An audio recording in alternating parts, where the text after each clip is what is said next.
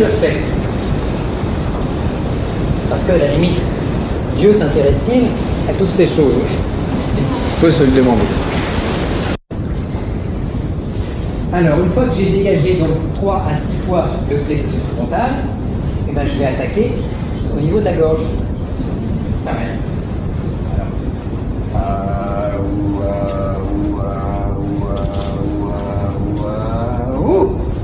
Sur la flamme d'une bougie. Alors, si j'ai 3 bougies, eh ben, je fais alternativement la numéro 1, la numéro 2 et la numéro 3. Et éventuellement, si je veux refaire un tour, si je sens qu'il y a des charges négatives, je fais un tour. 1, 2, 3, ce qui fait 6 nettoyages. Alors vous allez vous apercevoir, si vous êtes un petit peu sensible, que vous sentez que vous arrachez presque réellement quelque chose. Alors très curieusement, par exemple, quand vous étiez sur le coronal, il ne se passe rien. Le frontal, rien. Vous n'avez rien l'impression de retirer. Et puis la gorge, oui. Vous avez l'impression de retirer des choses nauséabondes, des choses qui à la limite peuvent vous donner la nausée, des choses désagréables. Donc c'est que vous êtes en train de travailler réellement sur quelque chose. Après, on va attaquer le cœur, plexus du cœur. Alors le cœur, vous savez que vous avez le haut du sternum, donc le début, vous avez la cage thoracique, et vous avez le début des os au-dessus du plexus solaire. Donc vous prenez le haut de ces os-là, et vous décalez de 2 doigts sur la gauche. Et vous avez à peu près la position du cœur.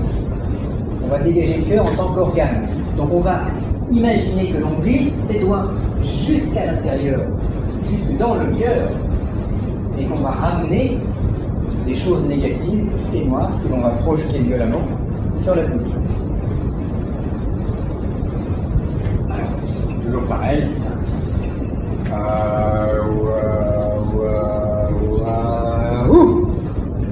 Et on dégage.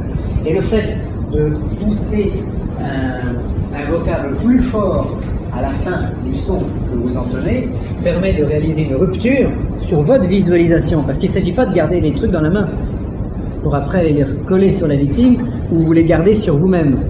Le ya ou le ou permet de faire une rupture violente, de dégager les énergies. C'est pareil, c'est comme un magnétiseur, hein. Le geste de dégagement doit être rapide.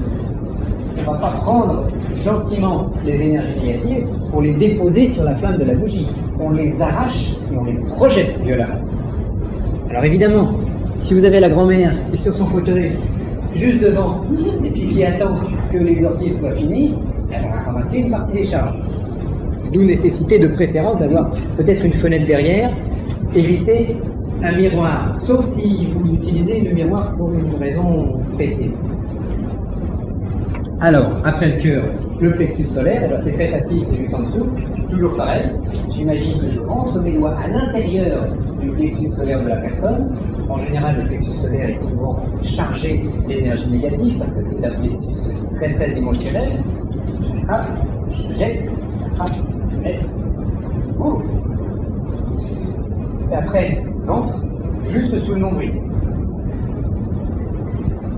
Donc, idem.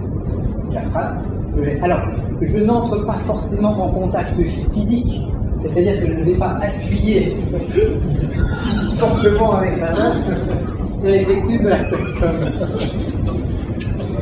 Mais je le visualise. Je visualise qu'en fait c'est une double main, et ça rentre à l'intérieur pour arracher les phénomènes négatifs. Et j'accompagne la sortie avec ma main physique.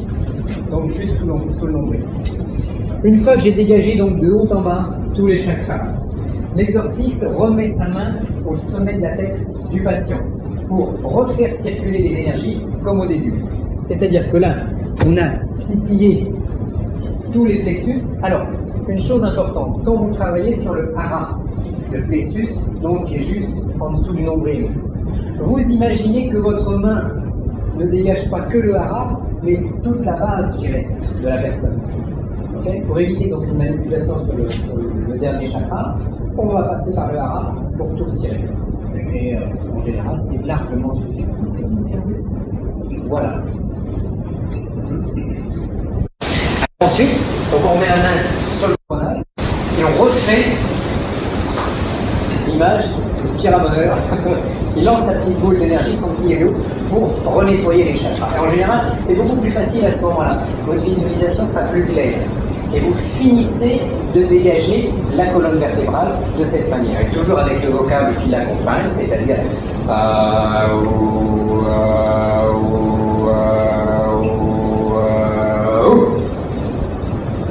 et vous faites ça 3 à 6 fois. Alors, dans le petit texte que je vous ai laissé, j'ai rajouté que s'il est prêt, l'exorciste peut moindre le coronal et le frontal à l'aide d'une huile d'onction. C'est pas ça qui va réellement donner le résultat. Ça peut être un plus. Alors qu'est-ce qui se passe maintenant? Eh bien maintenant, on a été fouillé dans les chakras, on les a, je ne vais pas dire ouverts, parce qu'on n'ouvre pas réellement les chakras, on les a nettoyés, sollicités. Le mot est meilleur. On a sollicité les chakras. À partir de là, il va y avoir comme des fumées, comme des énergies, comme des racines à moitié arrachées qui vont en dépasser. Je dirais, on les a fortement sollicités. Dès cet instant-là, il est bon de faire une sorte de fermeture des plexus, qui n'est pas ni une ouverture des chakras, ni une fermeture des chakras qu'on trouve dans les livres, parce que là, il y a encore pas mal de choses à comprendre, qui va être un nettoyage de ce qui peut encore dépasser. Et à ce moment-là, je vais prendre la dague rituelle. Je vais nettoyer ma dague rituelle, tout comme un chirurgien va aseptiser son bistouri. Je nettoie ma dague rituelle en la passant une dizaine de fois dans la fumée de l'encens, sur les deux faces.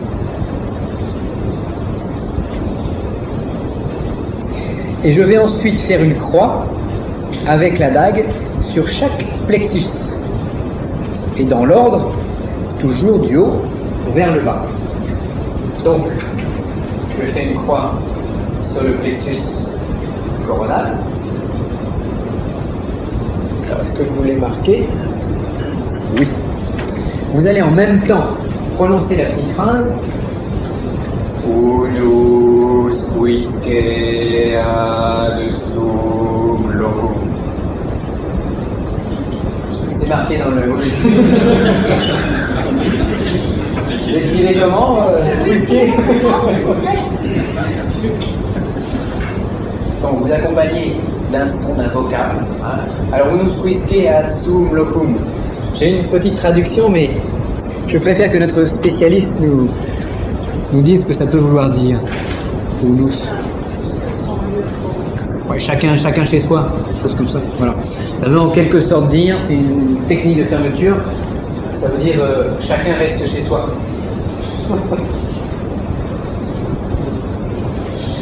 Donc, bon, c'est pour éviter les transferts, c'est pour refermer, c'est pour démagnétiser les énergies qui vont continuer à sortir et qui vont continuer à fuir, gérer tout ça. Pareil au niveau du frontal.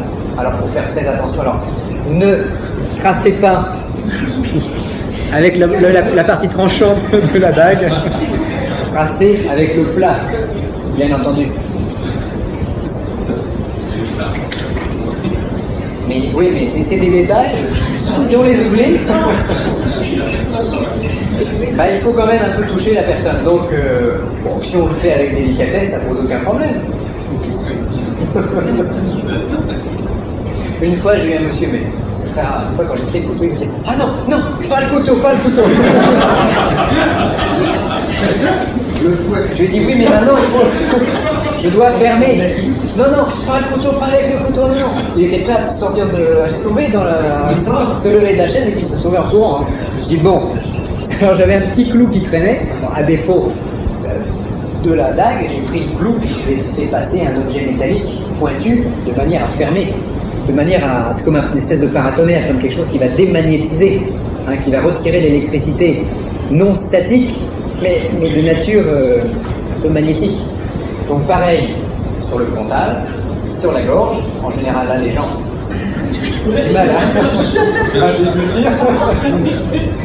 au niveau du cœur, au niveau du cœur, au niveau du plexus solaire, au niveau du hara. Donc vous avez... Surtout pas plus bas non plus. Chacun fait comme il le ressent, mais c'est pas nécessaire. Hein, je me suis rendu compte, je dirais par la force des choses, parce qu'il faut toujours ménager, tout ménager, faire les choses correctement, qu'il est absolument pas nécessaire pour avoir un très bon résultat de dégager le plexus sexuel. Ça va faire l'émission sur alors si c'est une dame qui promène un couteau sur un monsieur, le monsieur peut avoir quelque chose qui lui remonte à la gorge. Oh, ça m'a échappé. Oh, pardon. Est-ce qu'on doit visualiser Une croix, sur rien de spécial. Hein, c'est la fermeture. Là, c'est plus un geste énergétique. Là, c'est la fermeture en fait. Non, c'est pas symbolique. C'est pour retirer les particules qui sont encore en ébullition là. C'est une phrase par chakra et à chaque fois une respiration par chakra. Unus quisque ad sum locum. Dans la gorge. Unus quisque ad sum locum. Le cœur, etc. Donc à chaque fois, comme ça. Mais il n'y a plus rien tellement à visualiser parce que là, on a fini son exorcisme, on est dans la fin, dans les fermetures. Alors, dès que vous avez fermé ça, vous allez tracer une grande croix devant le patient, de manière à dégager les miasmes qu'il pourrait y avoir dans l'aura. Donc, pareil. Unus quisque ad sum locum. Une autre derrière. Unus quisque ad sum locum. Alors, si vous avez des phénomènes d'entité, ça peut arriver, c'est plus rare, mais ça peut arriver. À ce moment-là, vous allez quand même avoir une petite pensée pour la nuque, pour le chakra de la nuque, qui va automatiquement, c'est là-dessus que se fixent les entités ou les phénomènes de semi-possession. Donc, dans ce cas-là, vous repensez d'arracher les chakras, d'arracher les miasmes qui sont arrivés, qui se sont accumulés au niveau de la nuque, et de la même façon, vous faites une petite croix sur la nuque. Alors, s'il est prêtre, c'est à ce moment que l'exorciste va bénir le patient en retraçant un signe de croix après avoir posé la dague. Donc, le signe de croix est la bénédiction classique. Hein. In nomine Patris et Filii et Spiritus Sancti. En sachant que dans cette bénédiction, un prêtre fait un signe de croix en disant In nomine Patris et Filii et Spiritus Sancti, alors qu'un évêque va faire 3 signes de croix, c'est-à-dire In nomine Patris et Filii et Spiritus Sancti. Alors vous pouvez, là, en fonction de ce que vous ressentez, mais surtout quand il y a une consécration religieuse derrière, faire une courte imposition sur les mains, sur la tête, pardon, avec vos mains, sur la tête du patient, en accompagnant d'une prière silencieuse dans laquelle vous demandez là, aux forces spirituelles de vous aider dans votre charisme et de vous aider dans la délivrance de cette personne. Et là, on a tout à fait respecté le précepte « Aide-toi et le ciel t'aidera ». Vous avez fait tout le travail jusque-là, et après vous demandez aux forces spirituelles de vous aider à finir, de vous aider à remplir l'énergie spirituelle.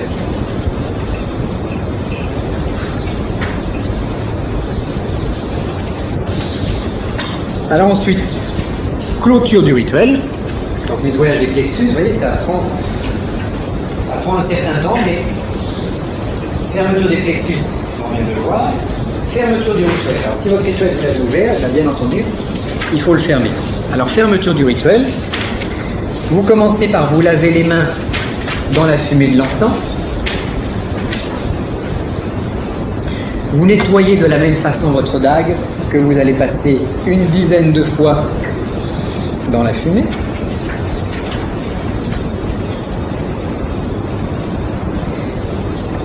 Et vous allez ensuite fermer le rituel. Donc, toujours la même petite phrase. Unus quisque ad sum locum. Vous faites une croix face au nord, donc Unus quisque ad sum locum. Face à l'est. Unus quisque ad sum locum. Face au sud. Face à l'ouest. Et vous revenez face au nord et vous en faites une dernière face au nord. Et vous avez en quelque sorte entouré votre patient de 5 signes de croix, le 5 étant un clin d'œil à l'éther, donc au Saint-Esprit. D'ailleurs, Pentecôte, dans Penta, c'est 5. Bon, on verra ça une autre fois. Vous entourez 5 fois votre patient. Et c'est de cette manière que vous clôturez le rituel. Alors après, il est toujours intéressant de demander à la personne ce qu'elle a ressenti. Alors vous n'aurez pas à chaque fois des sensations. Il y a à peu près une personne sur 3 qui ressent des choses pendant ce type de rituel. Alors ça peut être des sensations de picotement, du froid, du chaud, une sensation de lourdeur, sensation de nausée. Ça peut être très désagréable, ou ça peut être... on peut se sentir très mal après, ou très bien, ou rien. Vous allez me dire, mais ça c'est des réponses de Normand. Vous êtes bien, ou vous êtes mal, ou il n'y a rien à changer. Oui, parce que ça va dépendre des réactions, de la sensibilité de la personne, de la force que vous aurez mis, de l'ancienneté du phénomène de nuisance, etc., etc. Donc tous ces facteurs vont jouer et vont faire qu'on va ressentir plus ou moins de choses. Alors, vous allez noter ça, c'est très important, ce rite d'exorcisme doit en général être recommencé 3 fois de suite à 7 jours d'intervalle. Donc, vous l'avez fait une fois, sans dépenser toutes vos énergies, et vous allez la semaine d'après recommencer une 2e fois, et la semaine suivante, une 3e fois. Même si on a une disparition des symptômes. 7 jours d'espacement. Bon. 7 jours, c'est bien. C'est pas la peine de le faire 3 jours de suite. Sauf cas particulier. Mais il vaut mieux laisser le temps aux énergies de se remettre en place, de se restabiliser, avant de recommencer ce dégagement. Parce que ça, c'est un dégagement. Ce n'est pas une protection. C'est un nettoyage. C'est un très bon nettoyage. Alors, note relative au prêtre exorciste. Lors d'un exorcisme particulièrement grave, une messe, comme je vous l'ai dit, sera célébrée dès le rite terminé, sans oublier la communion des patients, voire des personnes qui peuvent être présentes ou qui peuvent habiter la maison. Donc on va faire communier tout le monde. Alors une autre technique qui peut être encore plus efficace, c'est toujours ça sera réservé aux prêtres, consiste à faire intervenir l'exorcisme au sein d'une messe. Bon, ça c'est des détails, c'est un travail très particulier qu'on abordera éventuellement un jour avec certains, ou avec ceux qui veulent aller plus loin. Alors, comme je disais tout à l'heure, il est aussi bon de faire précéder tout exorcisme d'une confession sincère, ce qui permet d'ouvrir celui ou celle qui souffre, en aidant ainsi les énergies positives dans leur travail de libération. Alors, on va faire maintenant une petite démonstration avec les textes. On va choisir un procédé. Pensez à notre ami Emmanuel, par exemple, si tu veux. Hein. Alors, bon, voilà. Donc, alors je vais m'habiller aussi, est-ce qu'on va le faire? On va faire Bon, alors, l'habit est fonction de l'aspect religieux ou non qu'on va faire intervenir dans le rituel. Donc là, je vais mettre l'eau, je vais mettre l'étole, je vais mettre tout l'égrégore en fonction, parce que je ne sais pas exactement quelle est l'intensité du phénomène de possession qu'il a à l'intérieur de lui.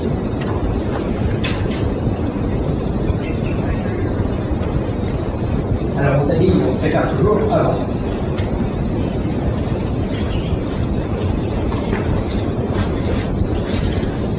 Alors bien sûr, il m'a... Oui, si tu veux changer ta personne. Quoique... Ça peut être intéressant d'enregistrer, parce que comme ça vous voyez les intonations, les façons de... Alors bon, on va passer...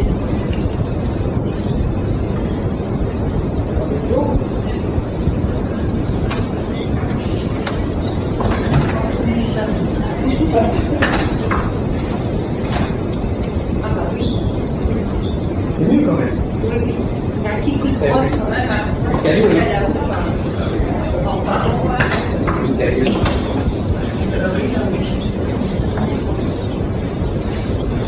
Alors le cordon, en fait, alors l'eau, comme on disait, c'est le baptême, donc c'est l'initiation chrétienne. Le cordon, ça consiste à, en quelque sorte, séparer les choses du haut et les choses du bas. C'est pour ça que j'ai pris Emmanuel, à une jeune fille. Ce sera toujours plus difficile à exorciser.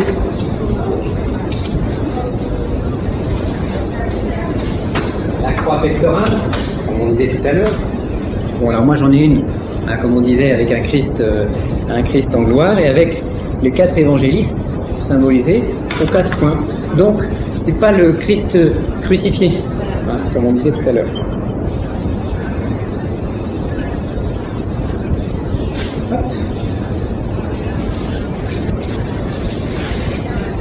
Une étole violette.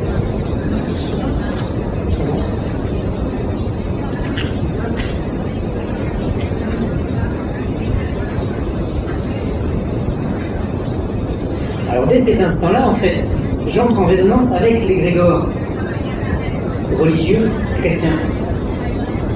Et à partir de là, de par la vie, et ensuite de par les états de conscience que je vais avoir durant le rituel et les états énergétiques, eh bien je ne suis plus Laurent Bernard, je suis, le prêtre ou l'évêque qui va effectuer un sacrement religieux. Donc, comme on disait tout à l'heure, exorciser, ça veut dire conjurer, donc jurer au nom de autre chose.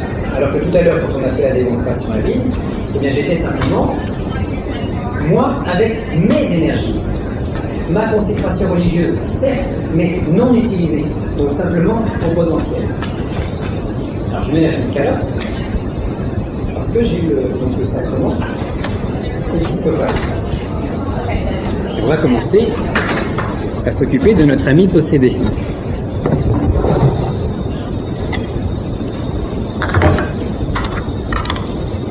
Tu as besoin de changer quoi que ce soit, non? Est-ce que tu peux ne pas te relever? Alors, on va considérer que j'ai les bougies qui sont allumées, j'ai mon blason, j'ai la dague, on va considérer que j'ai un beau Christ, etc. Et on va démarrer. Alors évidemment, tous ceux qui sont par là, vont prendre tous les miasmes. Et comme il n'y a pas de miasme, je sais qu'il est propre, donc il n'y a pas de risque.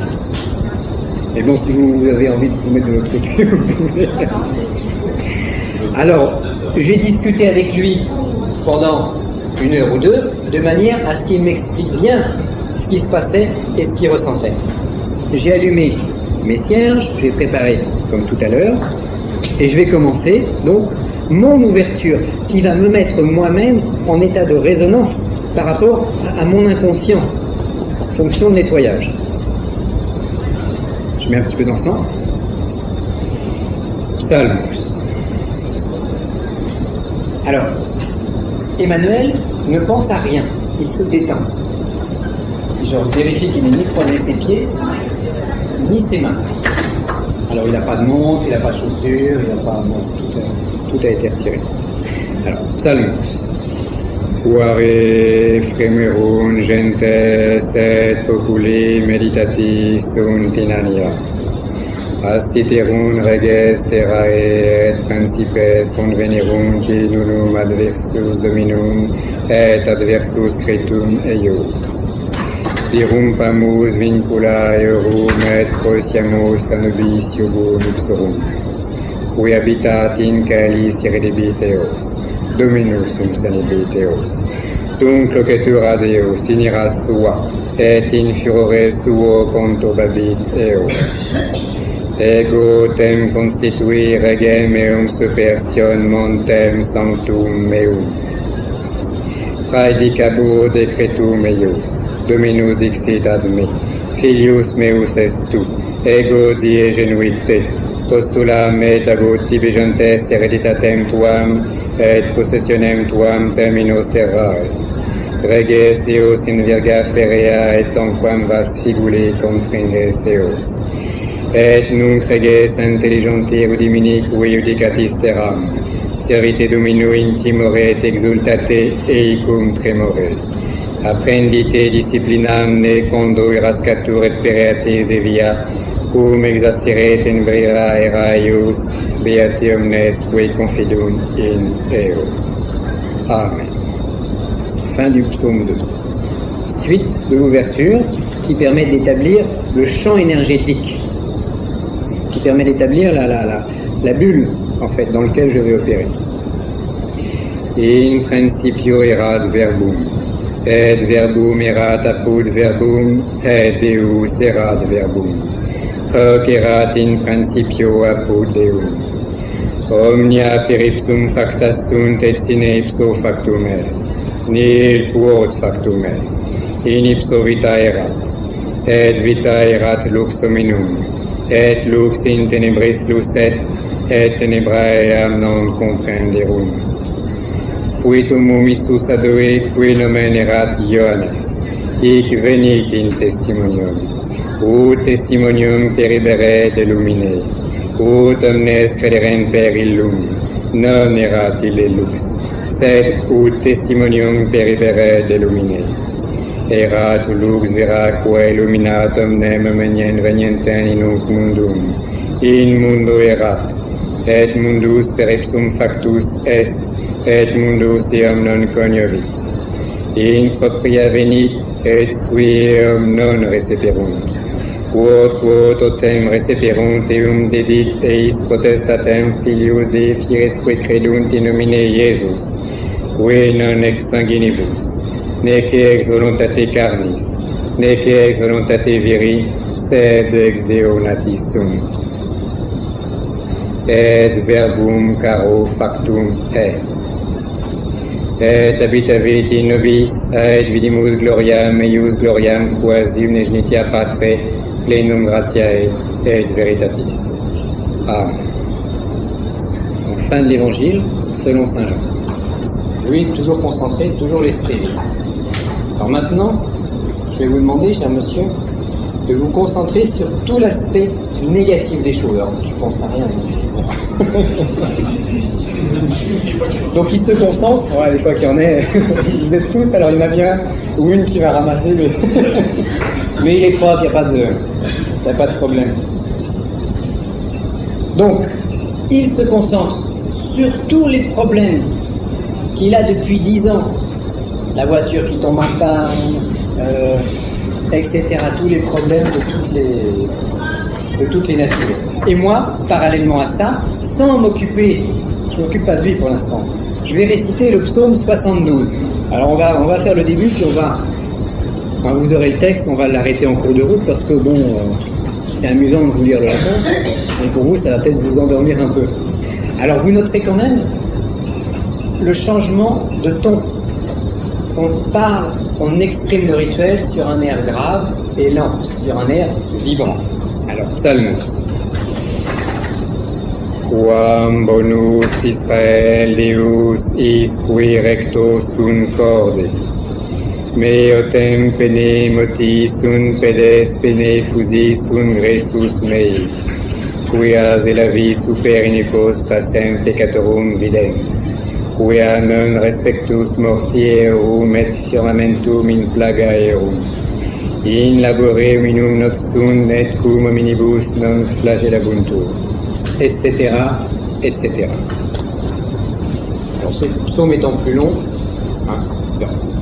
Alors maintenant, eh ben, il est prêt, il est mûr pour que je commence réellement à travailler au niveau des chakras. Donc je vais réaliser ce qu'on a vu tout à l'heure, c'est-à-dire on a fait la résurgence des nuisances, on va faire maintenant l'expulsion des charges par la prière de délivrance. Alors, j'approche de lui, je vais placer une étole sur l'épaule, pas de étole sur l'épaule, l'autre étole sur l'autre épaule, de manière à avoir un triple, je dirais, courant énergétique, sinon je place simplement la main, et je vais réciter le texte, mais chaque vocable, chaque nom divin est un vocable, et non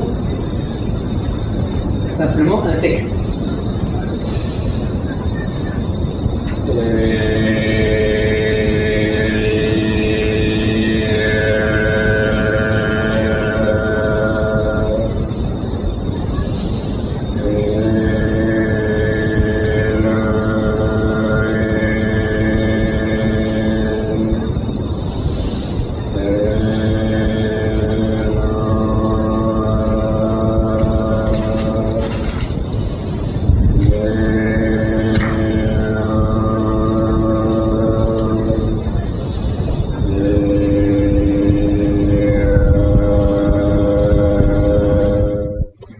J'ai fait l'expulsion des charges négatives. Maintenant, on va travailler sur le nettoyage des plexus.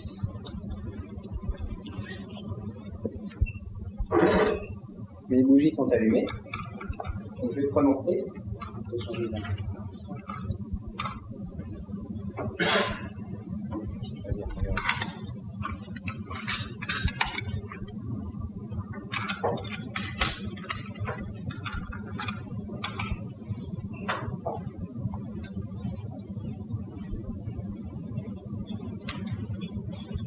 Alors, il pense toujours à rien, donc il a arrêté de penser à toutes ces charges négatives. Il a l'esprit complètement libre, complètement détendu. Éventuellement, il fixe la flamme d'une bougie. Et moi, je commence par le coronal. Je le fais avec mon vocable, mais créez votre propre vocable.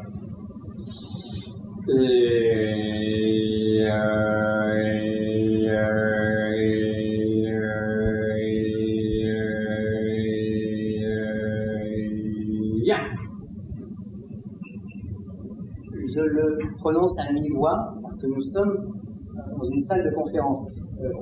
Il faut le clamer le plus fortement possible. Donc vous doublez le ton de la voix en fonction réelle.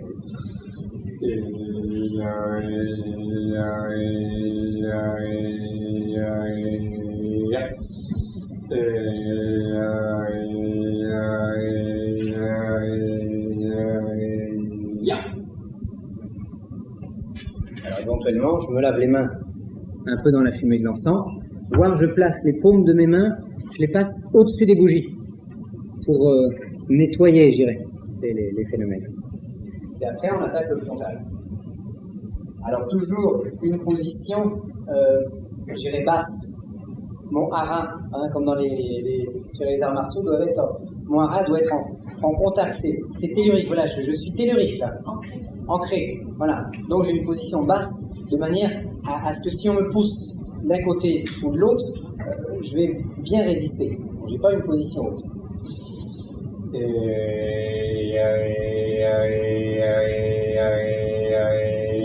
Alors j'imagine que je retire, que mes doigts, en fait, je tourne légèrement ma main, je frôle simplement le front, mais j'imagine que ma main rentre à l'intérieur.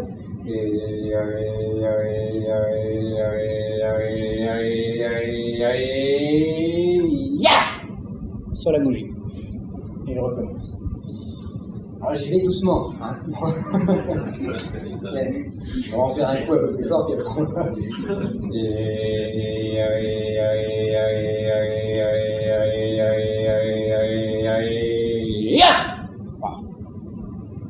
Comme ça, 3 ou 6 fois de suite.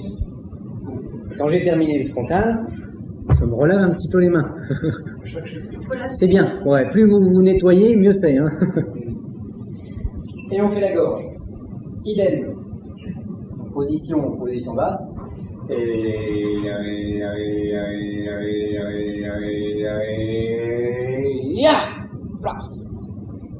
Une fois, 2 fois, 3 fois.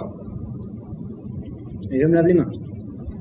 Le cœur. Alors pour le cœur, hein, on essaie de repérer le plexus solaire, le sternum. Hop, on part sur la pointe et on va un tout petit peu sur la gauche. Et pareil.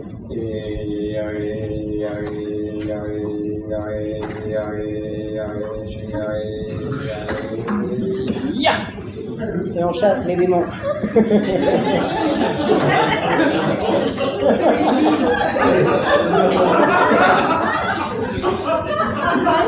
Je voudrais bien sortir pour voir. Je redoutais. Il y en a toujours un qui sort. Plexus solaire, donc creuse l'estomac. Après cette nettoyer un petit peu les creuse l'estomac. Et oui, là je crie pas, hein, j'y vais doucement. Il y en a qui ont déjà subi. Mais là il se retient à demi parce que s'il crie, la pièce elle est pas assez grande. Il faut que ce soit. Attention, c'est des. Hein, faut leur faire peur aux petits machins. Ah, mais Alors. la terre elle est grande.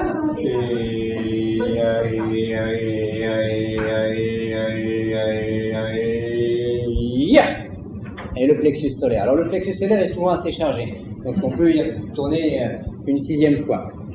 Et je renettoie. Au-dessus des flammes d'une bougie. Au bout de 3 fois, on peut se laver les mains et commencer. On se lave pas les mains au robinet, on se lave les mains dans la fumée de l'encens. Dans la fumée, c'est bien, je pensais. Mais est-ce qu'on peut le faire au bout de 3 fois et retourner 3 fois au même ou est-ce C'est qu'on fait les 6? comme on sent. Moi je ferai les 6 et je me nettoierai après. Mais C'est ça que je veux savoir. alors j'essaie de chercher le nombril. Hop, à peu près. Bon.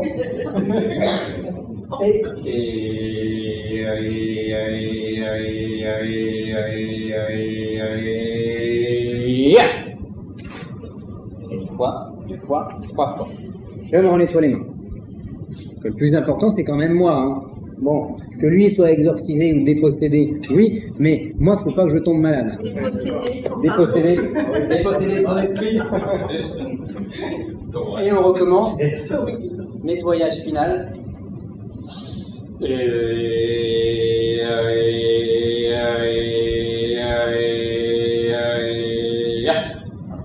Comme ça, on le fait 3, 4, 5, 6 fois. Et après, hop, on renettoie. Je prends ma dague. Je la passe dans la fumée de l'encens pour la nettoyer, hein, pour qu'elle ne soit pas elle-même chargée. Alors normalement le fer, enfin, le métal se charge très facilement mais se décharge très très rapidement. Je passe dans la fumée de l'encens. Première croix. Alors, quand vous vous approchez, vous évitez, bon, vous allez rire encore, mais vous évitez de tenir le poignard. À la limite, vous tenez le poignard délicatement entre 2 doigts pour ne pas effrayer le possédé. Est-ce qu'on a pu prévenir avant qu'on avait ça? Non, mais il l'a vu. Non, j'ai jamais prévenu personne. Non, parce qu'il a vu qu'on s'était disposé sur la nappe. Oui, il l'a vu. Et il commence à se demander à quoi ça va servir. Mais s'il pose la question. Alors, il pose pas la question. Il est impressionné.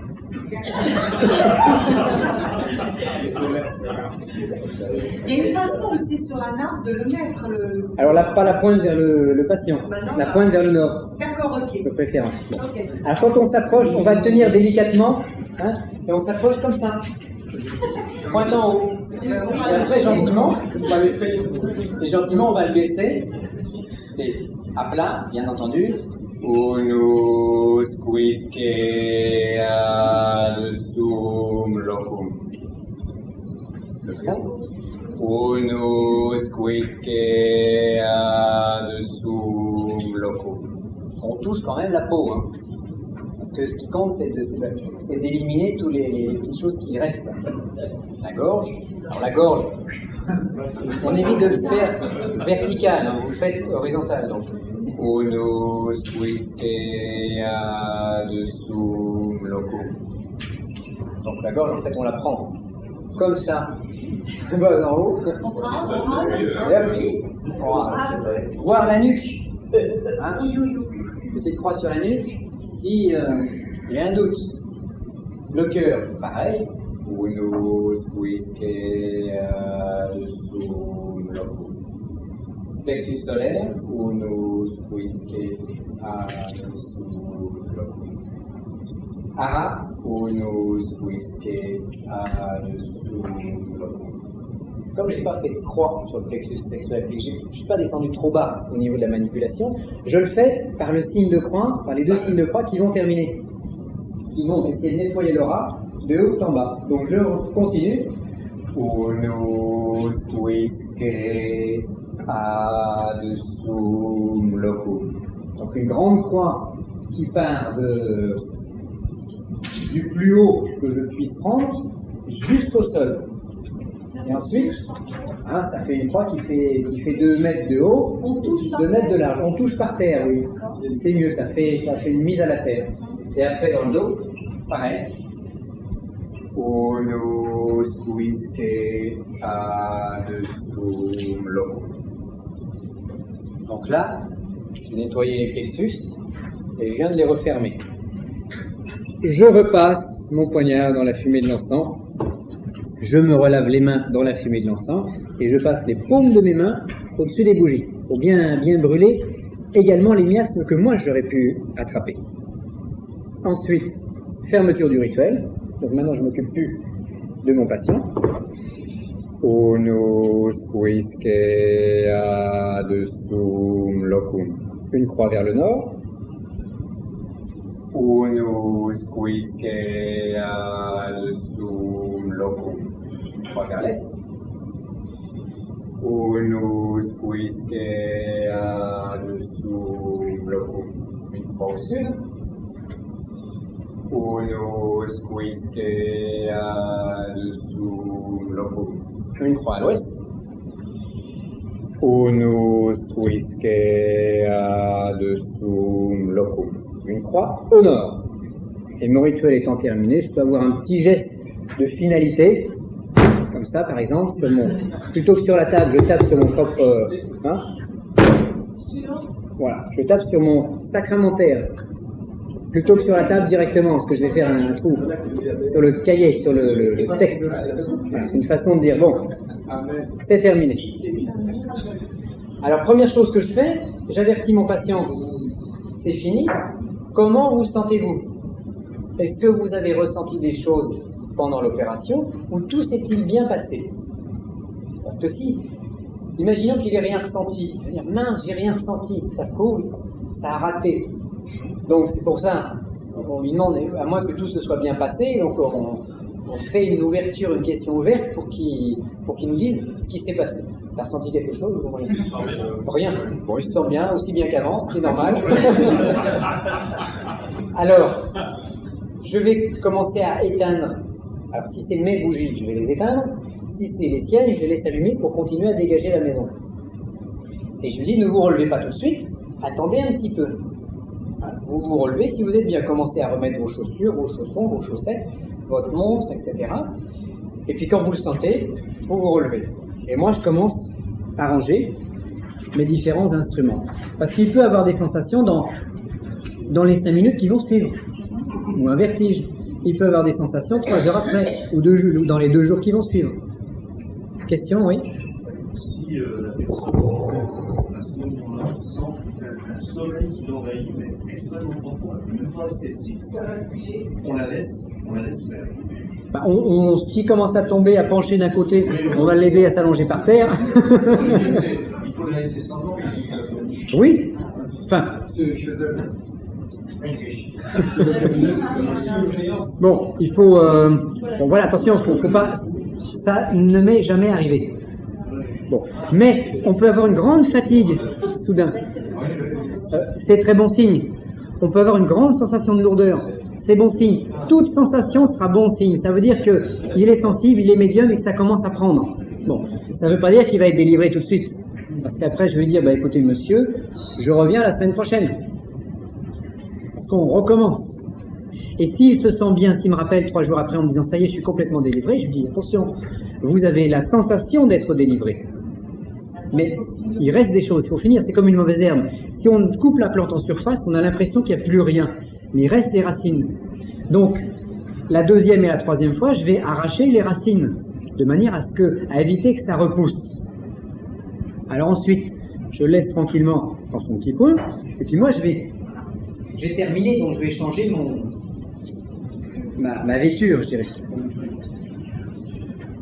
Est-ce qu'on n'aurait pas intérêt également à fermer le rituel en haut et en bas? C'est-à-dire, donc, on a vu les quatre côtés, plus une deuxième fois le nord, et en haut et en bas, parce que les entités peuvent attaquer en haut et en bas. C'est symbolique. C'est une fermeture symbolique qu'on fait. Oui. C'est pas parce qu'on va faire une croix en haut ou en bas que les entités ne vont pas attaquer. Ce qui compte, c'est l'aspect énergétique que je vais développer. Les croix, c'est une protection symbolique. C'est pas une protection opérative. Donc c'est ça la réponse. Autre question? Oui. Tout à l'heure, vous avez parlé de la personne qui pouvait se procurer des cierges, et à ce moment-là, on les trouvait chez elle. Oui. Tous les propriétaires avaient le droit de les acheter Pourquoi pas, oui. et les emmener chez elle. Oui, bien sûr. Ou alors vous allez, si vous êtes à Paris, vous allez place Saint-Sulpice, vous avez les petites sœurs qui vendent tout un tas d'articles religieux, et puis vous faites votre provision de cierges. Si on est en province, on peut aller à la cathédrale et les acheter des cierges. Oui, à défaut, vous achetez des bougies en quincaillerie. Bon, ce qui compte, c'est d'avoir des flammes. Mais c'est mieux si c'est de la cire liturgique. Parce que ce sera plus puissant, ce sera de meilleure qualité au niveau de la combustion. Si on avait le droit d'acheter un cierge dans une église et de le ramener chez soi. Dès l'instant où vous mettez les sous dans le trou, évitez de voler.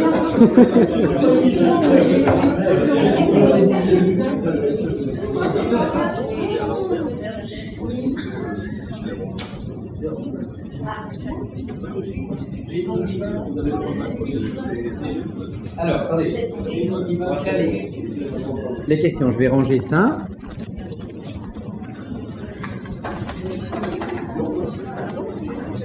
Alors, oui.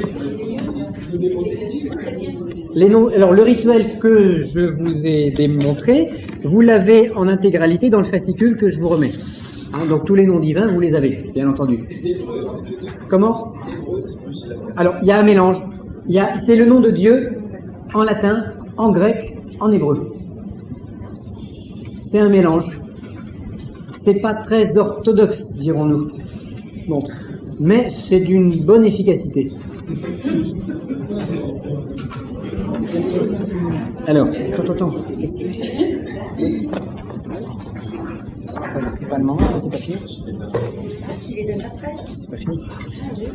Alors, oui, autre question. Comment? Pour l'utilisation d'un air. Ah, du leurre. Alors ça, c'est une technique qui serait plus réservée, je dirais, aux prêtres exorcistes ou aux évêques exorcistes, parce que ça nécessite une formation très poussée. Et je ne peux pas m'opérer moi-même. C'est-à-dire que si moi, je veux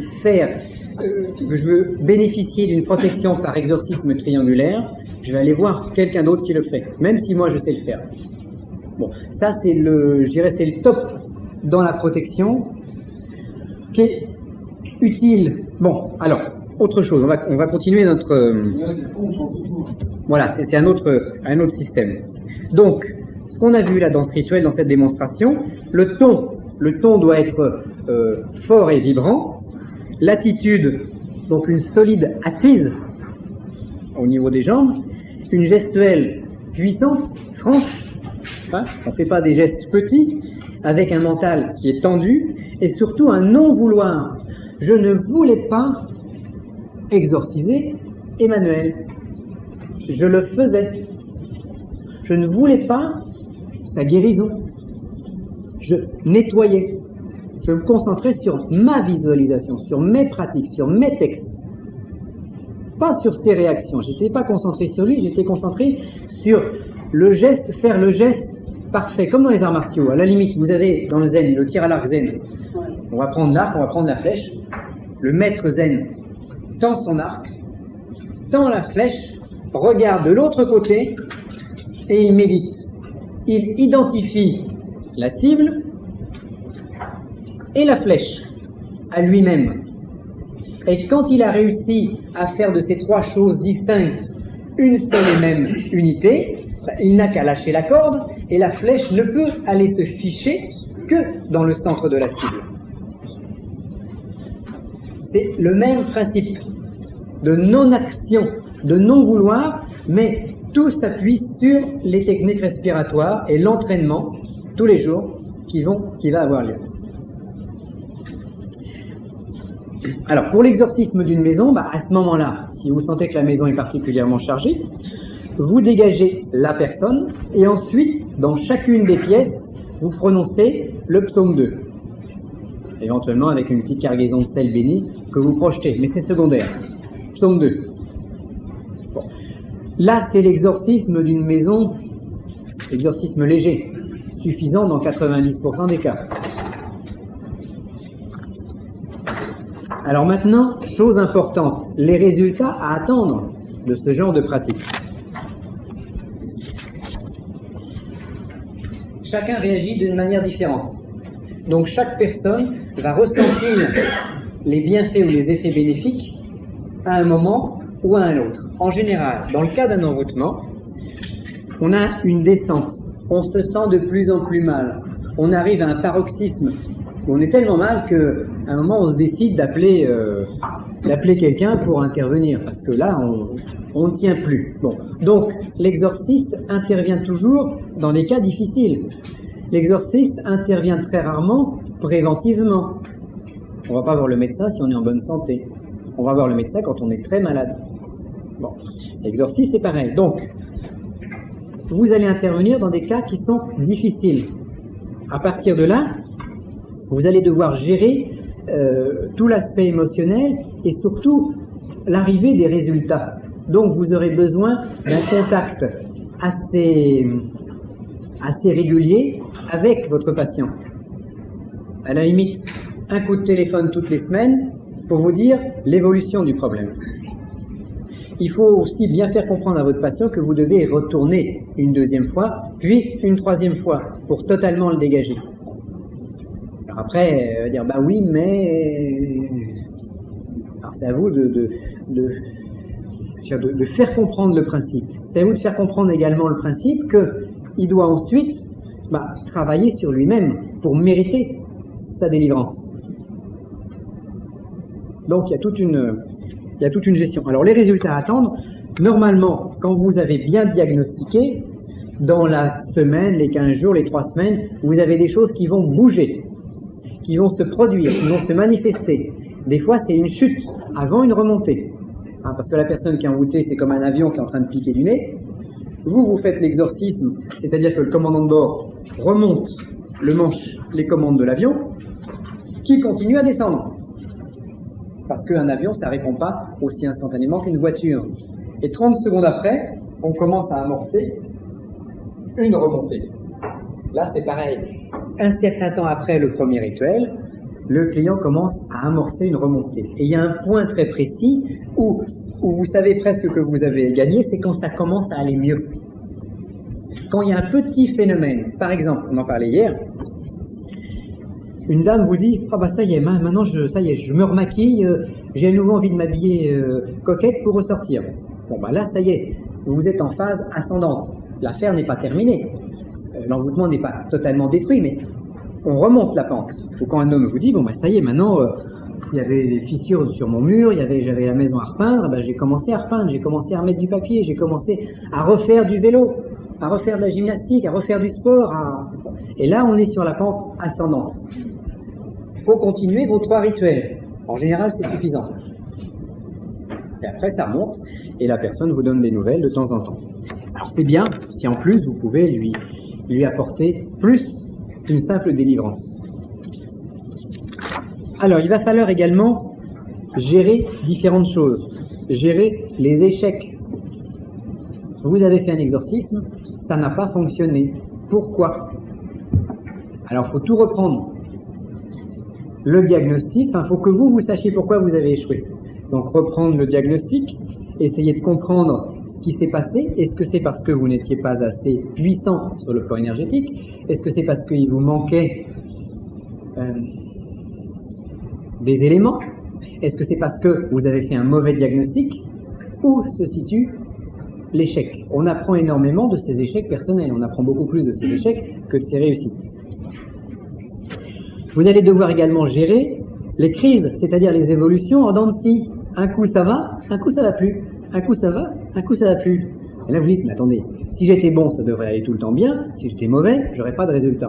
Bon, ben là c'est en dents de scie, parce que vous avez des gens qui vont refonctionner, leurs énergies vont les réalimenter, mais par à-coup, progressivement. Donc c'est pareil, à gérer. Vous devrez également gérer les rechutes toujours possibles dans le cadre de ce genre d'exorcisme, qui est un exorcisme, qui est un rituel, je dirais, de premier degré.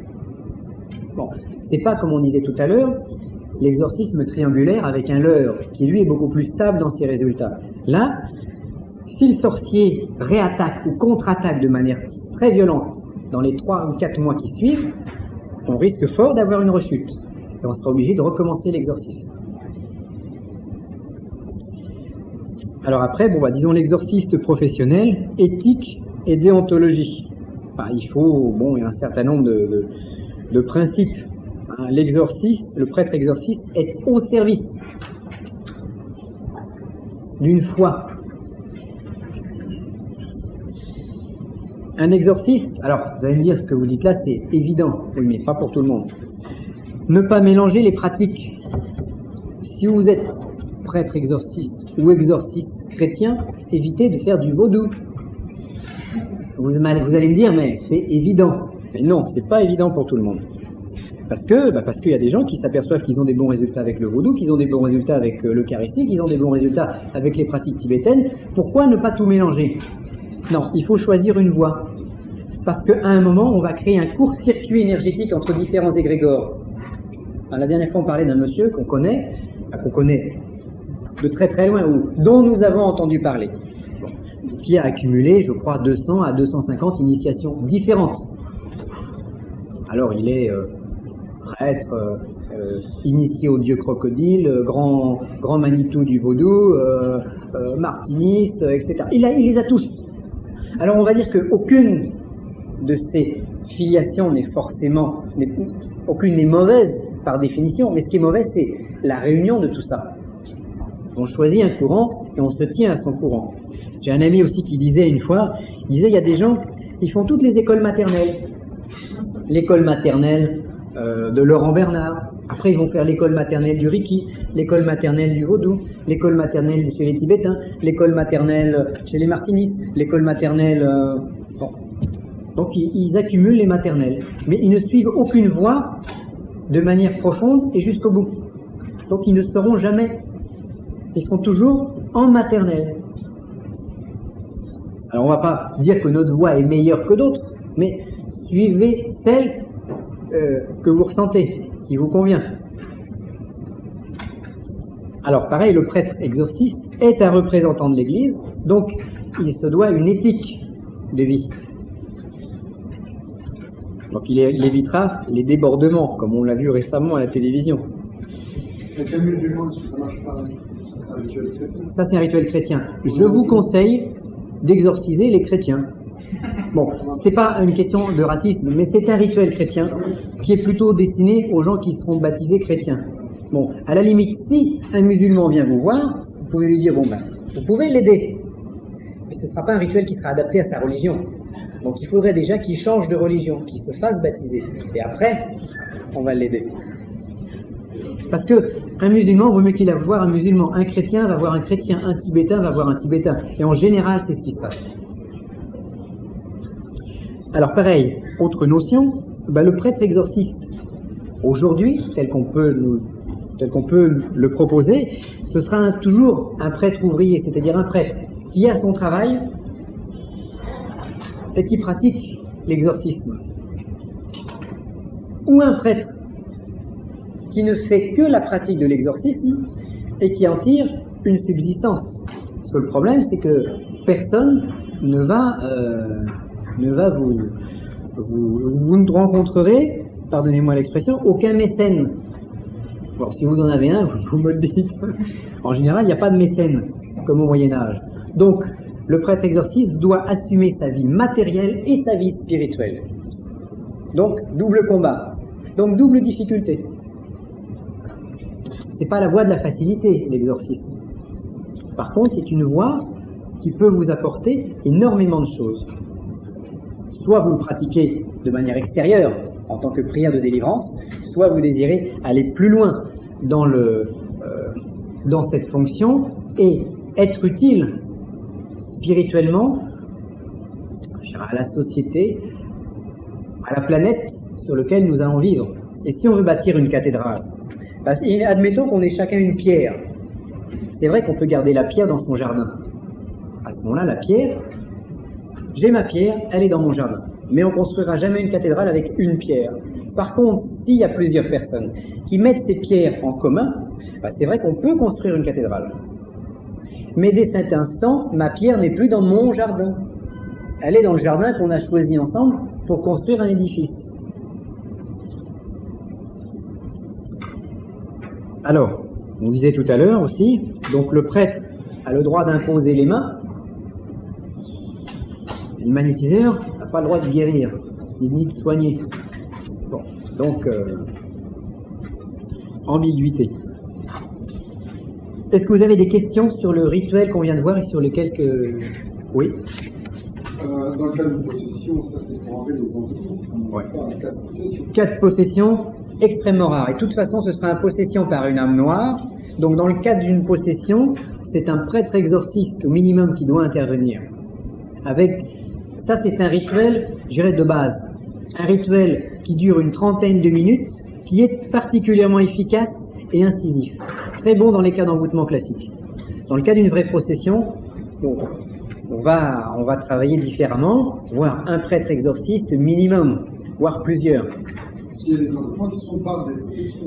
Oui, c'est très rare, parce qu'il faut des sorciers capables d'aller chercher les entités pour les envoyer. Parce que la plupart du temps, quand un sorcier travaille avec une entité, on a une entité parasite qui va tourner autour. Mais non le phénomène réel de possession. La possession, c'est que une âme noire prend possession de mon corps physique, du véhicule. Et je n'agis plus en fonction de moi, j'agis en fonction de l'autre, et je n'ai pas conscience de ce que je fais. Alors, soit c'est une maladie psychiatrique, soit c'est un cas de possession. Très rare. Donc à la limite, un vrai cas de possession, vaut mieux en parler à plusieurs, pour avoir les avis de tout le monde, si on veut vraiment aider la personne. Mais alors, à vous deux, quels sont les justes prix? Le juste prix. Le juste prix, je vous donne aucun juste prix. Si quelqu'un vient me voir en me disant « je veux être exorciste », je veux avoir le sacrement d'exorciste, à ce moment-là, il rentre, je dirais, dans une espèce de juridiction, de déontologie, et on va ensemble fixer un juste prix pour tous faire la même chose, un prix qui soit suffisamment, on dirait élevé, mais un prix qui soit suffisamment juste pour la rétribution du travail de l'exorciste, et puis qui soit pas trop élevé pour mettre quand même les choses à la portée. Bon. Mais tout dépend de ce qui se passe, tout dépend du problème, tout dépend du nombre de rituels qu'il va falloir faire, tout dépend... Donc je réponds de manière normande. Entre combien et combien? Ça, ça c'est une bonne question. Hein.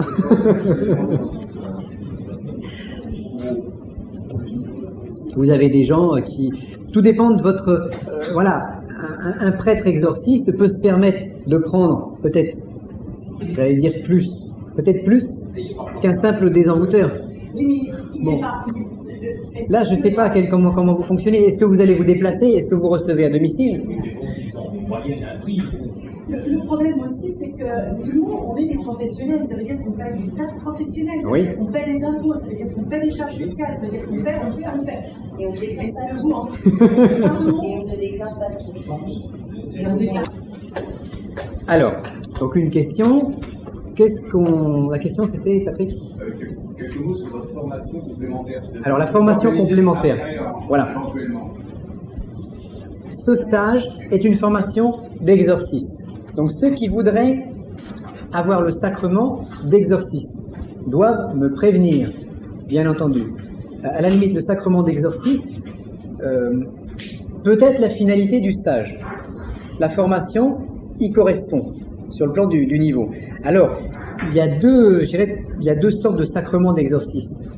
Soit il y a le sacrement personnel, privé, sans document signé.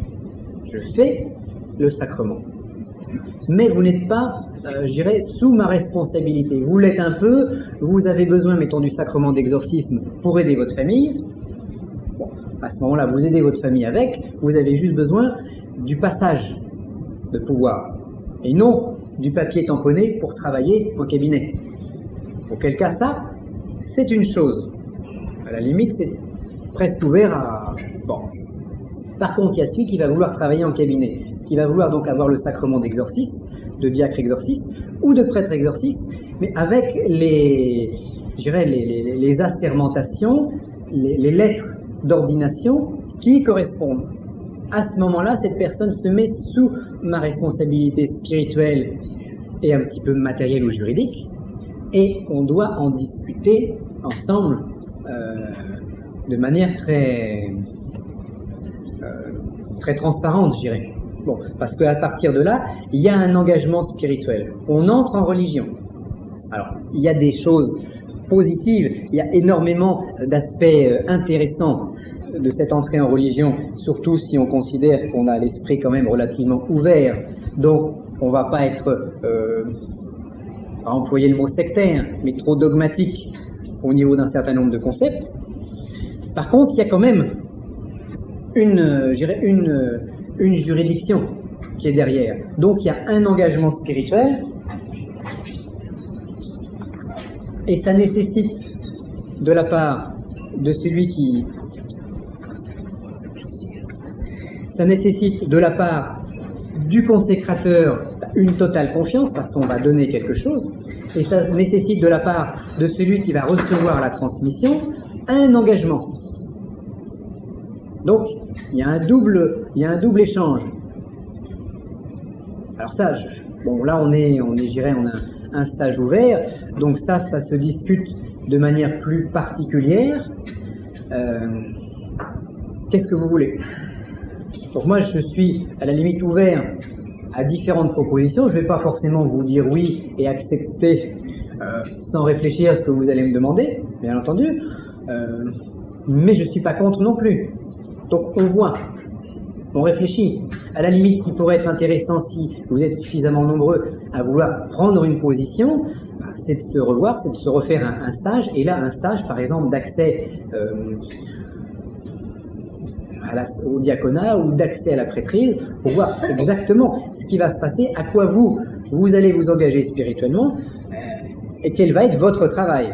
Parce que, bien évidemment, vous allez avoir un travail à fournir. Le prêtre, n'oublions pas, est l'assistant de l'évêque.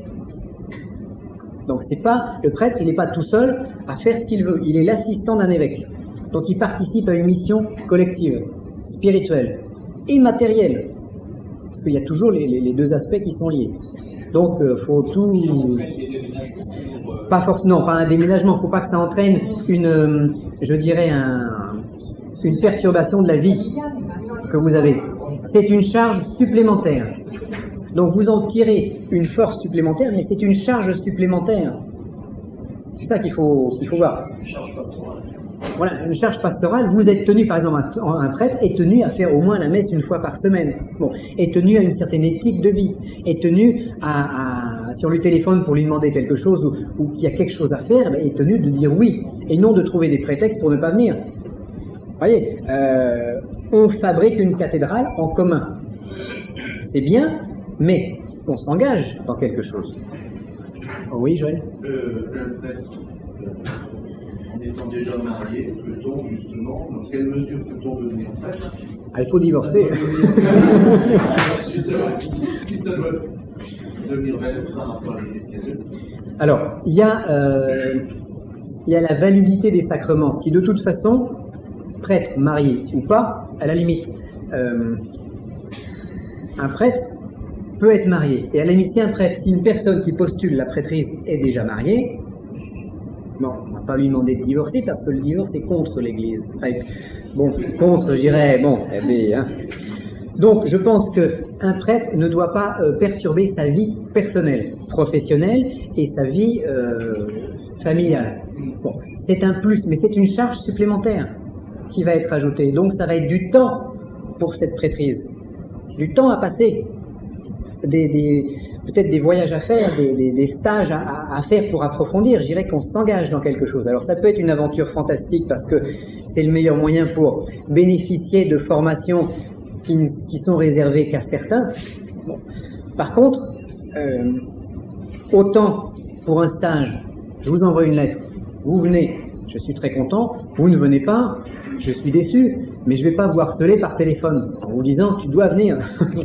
On n'est pas on est un groupe, je dirais, on est quelque chose d'ouvert, il n'y a même pas de groupe. Bon. Autant un prêtre qui participe au service est tenu de répondre oui. Mais ça doit se rediscuter. Je dirais, il faut, à la limite, ensemble se revoir et puis, bon, dire, voilà, moi, j'aimerais postuler à telle chose, qu'est-ce qu'on peut faire, comment on peut le faire, moi, je suis une femme et je voudrais aussi postuler à certaines choses, qu'est-ce qu'on fait, comment? Je vais postuler à quoi? Non, mais question, quelle est ta position? Ma position au niveau des femmes, elle va être, je dirais, ambiguë. Bon, parce que je veux me mettre en porte-à-faux nulle part. C'est pour ça que ce matin, je vous ai répondu de manière très normande. Alors, il faut en discuter. Il faut que ce soit lié à quelque chose de profond, qui vienne de loin. Bon, à la limite, c'est la vocation.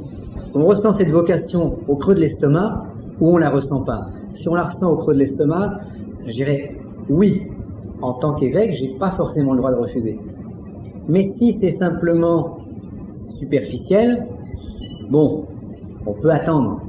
À la limite, il y a plusieurs grades. Hein. Il y a l'exorciste, il y a le diacre avant d'arriver au prêtre, et puis plus haut.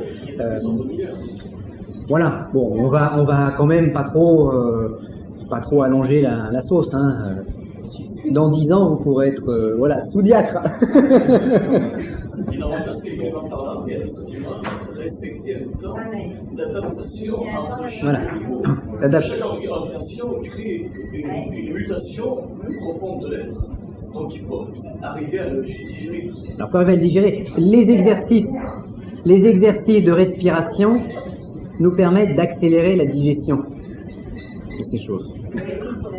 Donc c'est l'avantage. C'est l'avantage que si vous voulez actuellement, bon, j'avais un tout petit texte là, une alarmante progression du mal. C'est exactement ce dont nous sommes en train de parler. En 1900, on avait 50 000 prêtres. Aujourd'hui, il y en a plus de 20 000. Bon. Donc il y a des places. Attendez, pire. Des chiffres de février 1999. De nombreux évêchés vacants en France. Les évêchés vacants, une panne d'évêques. Tours, Reims, Aix, Nancy, Troyes, Soissons, Châlons étaient vacants en février 1999. Il y a un manque. Il y a une absence quasi totale de prêtres exorcistes compétents. Donc il n'y a plus de rempart, à la limite. Parce qu'on a perdu les clés. C'est pas une question de mauvaise foi, c'est parce qu'on n'a pas les clés. Bon là, on a vu un certain nombre de clés au stage. Si vous les appliquez, ça va fonctionner différemment. On nous donne pas les clés, on peut pas savoir. Donc, ça veut dire quoi? Ça veut dire que la sorcellerie est en pleine expansion. On a également une progression sans précédent de l'athéisme. L'athéisme. On a un saccage de la planète écologiquement. Bon.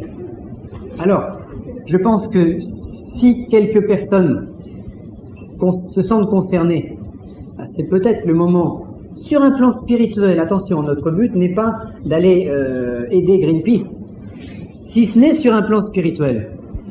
Bon. Mais notre but, il est spirituellement de représenter une force qui peut peut-être être compenser ou contrebalancer la venue de cette force négative. Donc on a besoin, oui, d'exorcistes, on a besoin, oui, de diacres exorcistes, on a besoin surtout de prêtres exorcistes. Bon, sans faire n'importe quoi, mais il y a un besoin énorme. Qu'est-ce qui se passe pour ceux qui ont des cabinets là, de magnétisme autres? Vous apercevez qu'il y a de plus en plus de gens qui ont des problèmes de sorcellerie. Donc même sur le plan purement commercial ou marketing, il y a de la place pour les bons. Il y a un marché qui est en train de se développer. Mais c'est pas le marché qui nous intéresse, c'est l'aspect spirituel de la question. Mais comme toute peine mérite salaire et comme ventre affamé n'a pas d'oreille, faut voir, faut étager sur les deux plans en même temps. Alors comme on rejoint justement les deux aspects qui est la spiritualité et la matérialité, puisque oui. Vraiment on pourrait croire l'un et l'autre ne sont pas opposés. La question encore, combien est-ce que ça va éventuellement, il y a un coût, c'est normal. Le coût de quoi? Le coût, c'est-à-dire quoi? C'est qu'il y a une prêtrise ou on fait bon. du diable, ou on fait de... Il n'y a pas, je dirais, on va pas dire il y a un coût. Il y a un don. Voilà. Le don, il est d'abord, il va être le don de soi. Donc c'est pas un engagement succinct. Il faut bien y réfléchir avant. Bon, parce qu'il y a un don de soi. Et évidemment, il peut y avoir également un don financier. Bon. Mais c'est pas comme certains, on va pas vendre un sacrement. À la limite, bon, prenons un mauvais exemple. Quelqu'un qui n'est pas ici vient nous voir. Il me dit voilà, j'ai reçu une lettre comme ça, suite au mailing que j'ai fait. J'ai reçu une lettre d'un monsieur très gentil. Je pense que la lettre est pleine de poésie, de foi, de tout ce qu'on veut. Il m'a dit voilà, moi je veux le grade d'exorciste. Combien je dois payer? Je lui ai répondu une gentille lettre en disant que le grade d'exorciste, ça allait servir à rien s'il n'avait pas la formation. Déjà. Donc à ce moment-là, qu'ils prennent au moins la formation, qu'ils viennent au stage ou qu'ils prennent les cassettes, et puis après, on verra. Alors ce monsieur m'a gentiment dit dans la lettre, mais je vous fais un chèque, vous me dites de combien, vous me dites quoi, et vous me passez l'ordre mineur. Non, je ne fonctionne pas comme ça. Je vois pas l'intérêt, ni pour la personne, ni pour moi. Je vais m'alourdir de quelque chose que je ne sais pas. Donc non. Voilà. Alors j'ai encore répondu à côté de la question. C'est normal. Mais si, comme attention, là c'est un stage. Voilà, politique de la maison. On est dans un stage public. Si on se fait dans, je sais pas, un mois ou 15 jours, si vous êtes très pressé ou autre, un petit stage ensemble de personnes qui veulent accéder, mais qui le veulent vraiment du fond du cœur et qui sont prêts à faire le sacrifice ou une partie. Hein, il ne s'agit pas de divorcer, comme on disait tout à l'heure, il ne s'agit pas d'arrêter sa vie de famille, il ne s'agit pas de déménager, il ne s'agit pas d'arrêter son travail, il s'agit de continuer à vivre normalement avec un plus. Bon, bah, si on a la foi, eh ben, on se réunit et puis là on en parlera de manière plus précise. Mais voilà, le monde chrétien a besoin plus que jamais de bonne volonté. Alors oui. Et bien, ça, je disais tout à l'heure qu'il y avait aujourd'hui à peu près en France 20 prêtres, oui. Alors, la moyenne d'âge de ces prêtres, 70 ans. Si vous avez une ordination dans les années à venir de diacre et de prêtre, qu'est-ce que cela va... Eh ben dans 20 ans, il y aura 5000 prêtres. Et c'est la fin de la religion chrétienne. C'est la fin. C'est la fin.